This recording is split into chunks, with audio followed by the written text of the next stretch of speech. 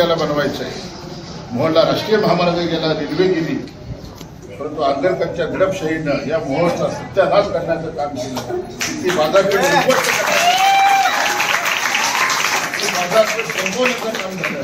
ती शासकीय कार्यालय पळवून अनगर राजधानी करण्याचं काम जे झालं, परंतु आज मी या बुद्धविहारातून बाबासाहेबांच्या तिला साक्ष ठेवून सांगतो की मोहोळ एक सुंदर असं शहर बनवणं हे आमचं स्वप्न आहे। मोहोळची बाजारपेठ ही जिल्ह्यामध्ये नावारूपाला येईल। आज जे अनगरला गेलेली कार्यालय आहेत ती थोड्याच दिवसामध्ये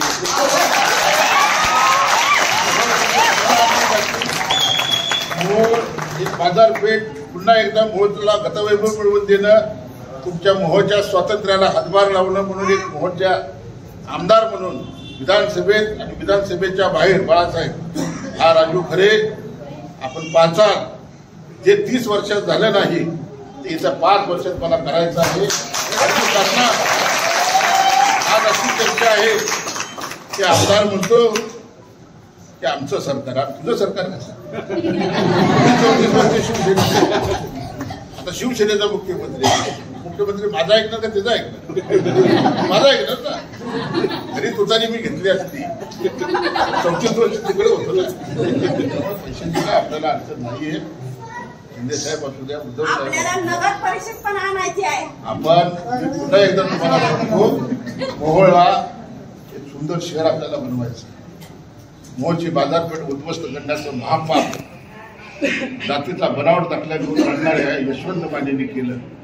या यशवंत मानेला गाडण्याचं काम या मोहोळच्या जनतेने केलं। 30,202 मतांनी यशवंत मानेचा पराभव करून आपण त्याला इंदापूरला पार्सल पाठवलेला। या मतदारसंघाचे आता काय काम नाही, आता सगळं काम राजू खरेचं आहे। कारण आमदार म्हणून राजू खरेला तुम्ही निवडून दिलेलं आहे। आणि लोकशाहीमध्ये बाबासाहेबांनी आपल्याला सांगितलंय की मतदार हा राजा आहे।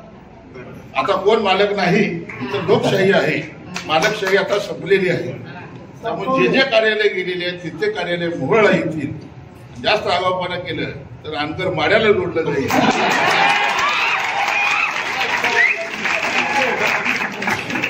आपण असंच याही पुढे विकासासाठी सगळ्यांनी मिळून साथ द्यावी। 5 वर्षाचा काळ आहे, दिवस रात्र आपल्याला काम करायचं आहे।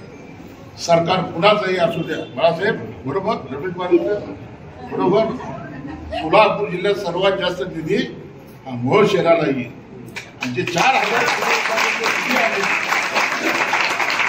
निधी आणून वल्लग्ना केल्या होत्या, त्या निधीसाठी मी आता आमदार पदाची शपथ घेऊन येतो तर मग आढावा बैठक घेतो। आढावा बैठकीत 4,000 कोटी कुठे गेलेले आहेत ते सगळं पहिलं 15 दिवसात काढतो। सरकारकडनं नवा पैसा शहराचा चेहरामोहरा बदलण्याचं काम करू। मोहोळ एक सुंदर शहर।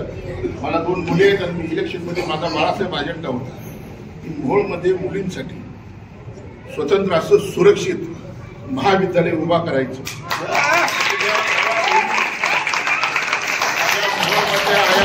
सुरक्षित राहिल्या पाहिजे म्हणून कायदा आपलं काम करेल।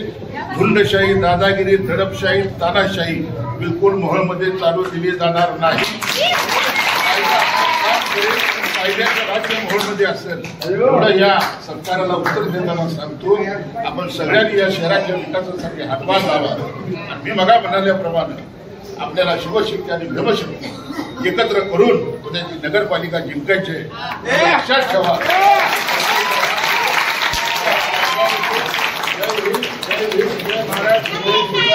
जय मल्हार।